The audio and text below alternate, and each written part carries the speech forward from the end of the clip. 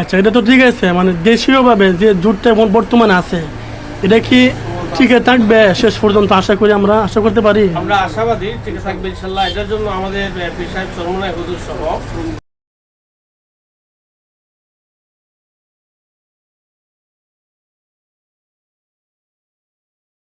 ইসলামী আন্দোলন বাংলাদেশ, যে দলটি সারা বাংলাদেশে 18 সালে 300 আসনে প্রার্থী দিয়ে 299 আসনে একমাত্র দল ইসলামী আন্দোলন বাংলাদেশ নির্বাচন করেছিলেন আল্লাহর ফজল করমে।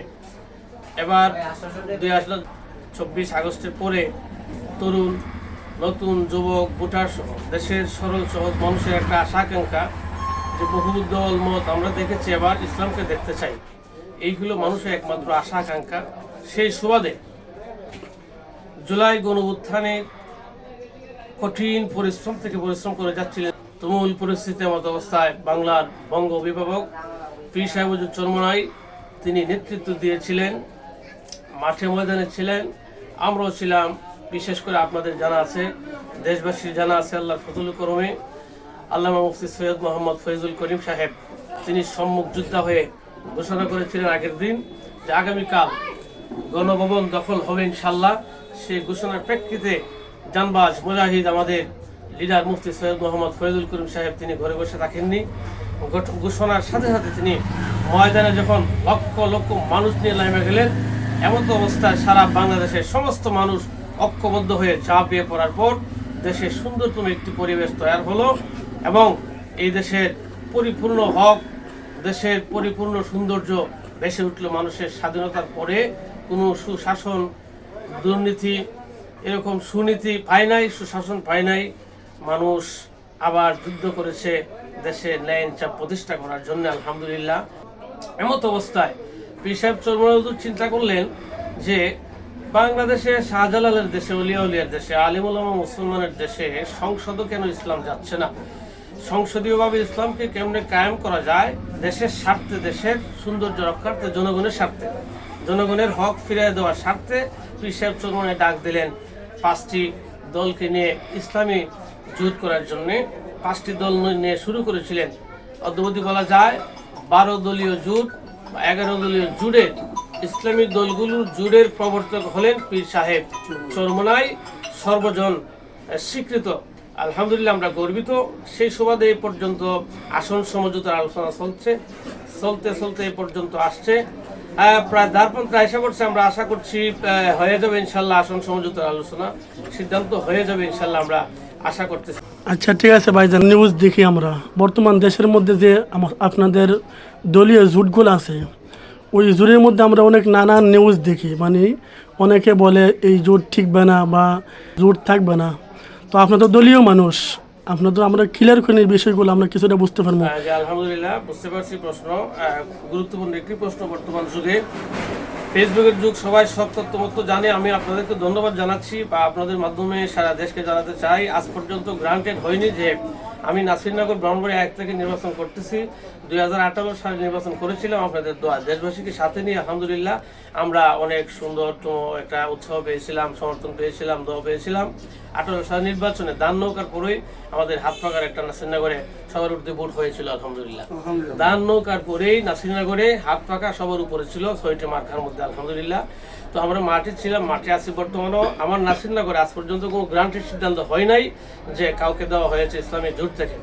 হ্যাঁ, আমরাও পাই নাই, কাউকে দেওয়া হয়নি। সুতরাং কথা একদম ক্লিয়ার, স্পষ্ট। তো আল্লাহর ফজলে আমরা আশা করছি, আমরা যদি পাওয়া যাই, মালিকের দরবারে শুকরিয়া, দেশবাসীকে নিয়ে আমরা সামনে এগিয়ে যাব। যদি আমাদের মধ্যে অন্য কেউ পায়, আমরা তাদের সাথে মিলে যেতে কাজ করবো ইনশাল্লাহ।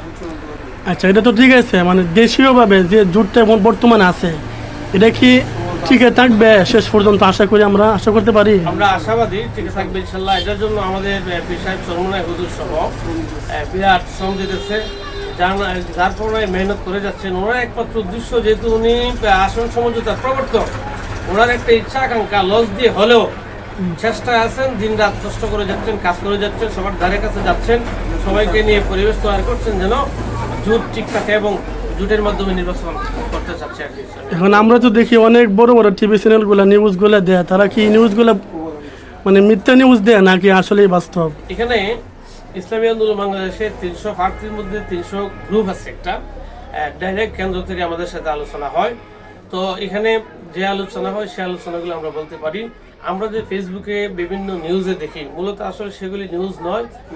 কিছু লোক তারা নিউজ করার জন্য সাইজা কাটিং করে করে ছাড়তেছে, অমুক পেয়ে গেছে এতটা, তমুক পেয়ে গেছে এতটা, এই হবে সেই হবে, সব মিথ্যা ভুয়া। হ্যাঁ, আন্দাজ করে কিছুটা কিছু বলে যারা বাস্তব সাংবাদিক, ওনাদেরগুলি আন্দাজ করে যেগুলি বলে ঠিক আছে, কিন্তু কাটিং করে অনেক লোকেরা এই ভুয়া বার্তা দেয় এবং গুজব ছড়ায়। সেই জন্য আমি আমার প্রিয় নাসিরনগরবাসীকে বলবো, আপনারা কোনো গুজবে কান দিবেন না।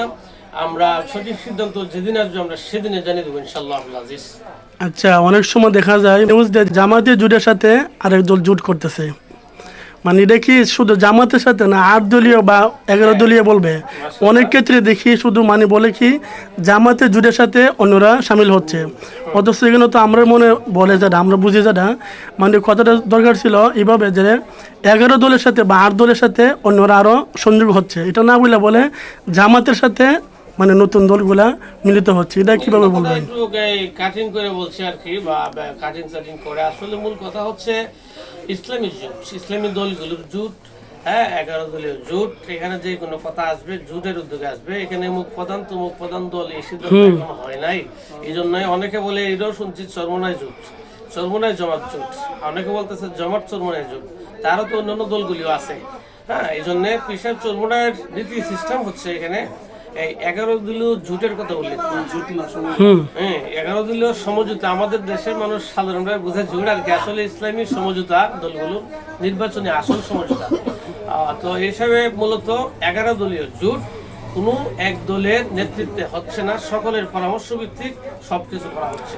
ঠিক আছে, সর্বশেষ প্রশ্ন হলো, আপনি যে ব্রাহ্মণবাড়িয়া নাসিরনগর থেকে গেলেন, কি প্রত্যাশা করেন? আসলে আপনি কি আশা করেন মানে 8 দলীয় বা 11 দলীয় জোট থেকে যাইতে পারবেন? আলহামদুলিল্লাহ, আল্লাহর হাতে সবকিছু। আমরা আল্লাহর উপর বিশ্বাস দিয়ে কাজ করি। আমরা ইসলাম দেশ ও মানবতার কল্যাণে কাজ করে যাচ্ছি। যেহেতু মাঠে ময়দানে আছে, আশা করতে পারি। কেউ যদি খেতে ধান না লাগায় আর বলে ধান হইব, সেটা আসার কোনো সুযোগ নাই। আর যদি কেউ ধান লাগায় কয় ধান হবে, হইতে পারে না হইতে পারে, হওয়ার আশা রাখতে পারে। আলহামদুলিল্লাহ, আমরা সে আশায় আছি। যদি ইসলামী জোট কনফার্ম হয়ে যায়, সুন্দর হয়ে যায়, দেশের পরিবেশ পাল্টে যাবে, আমরা ভালো একটা আশা করতে পারি ইনশাল্লাহ। যাক, ঠিক আছে, ধন্যবাদ। আসসালামু আলাইকুম।